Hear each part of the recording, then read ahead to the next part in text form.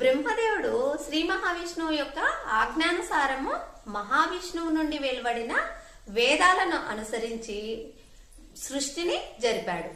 అలాగే 4 యుగాలను సృష్టించి అవి భూమిపై ఒక క్రమ పద్ధతిలో వచ్చేలా చేశాడు. మొదటగా ఆయన సత్యమే ఆకారంగా కలిగి యజ్ఞోపవీతం ఆభరణాలు ధరించి ఉన్న కృతయుగాన్ని పిలిచి 17,28,000 సంవత్సరాలు తన ధర్మాన్ని నిర్వర్తించమని ఆదేశించాడు. కృతయుగంలోని మానవులు జ్ఞాన వైరాగ్యాలు కలిగి ఉంటారు. కృతయుగం పూర్తయ్యాక బ్రహ్మదేవుడు త్రేతాయుగాన్ని పిలిచాడు. ఆ త్రేతాయుగంని భూమిపై 12,96,000 సంవత్సరాలు తన ధర్మాన్ని నిర్వర్తించమని చెబుతాడు. ఆ త్రేతాయుగంలోని మానవులు ధర్మం ఎరిగి యజ్ఞయాగాలు చేసేవారు. ఆ తర్వాత బ్రహ్మదేవుడు ఖడ్గం, మంచంకోడు, ధనుర్బాణాలు ధరించినటువంటి ద్వాపర యుగాన్ని పిలిచి భూమిపై 8,64,000 సంవత్సరాలు తన యొక్క ధర్మాన్ని నిర్వర్తించమని ఆదేశించాడు.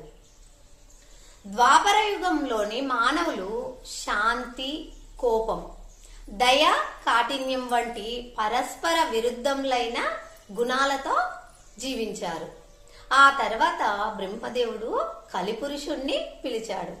ఆ కలిపురుషుడు తన ఎడమ చేతిలో మర్మావయవాన్ని పట్టుకొని కుడి చేతిలో తన నాలుకను పట్టుకొని ఆనందంతో గంతులు వేస్తూ ఆ బ్రహ్మదేవుడి ముందుకు వచ్చాడు.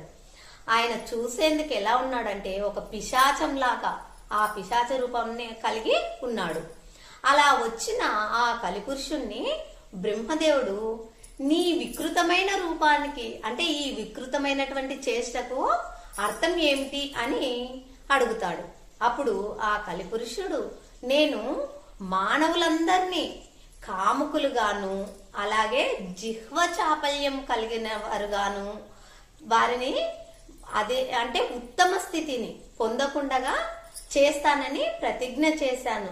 అదే ఈ చేష్టకు అర్థము అని చెప్తాడు.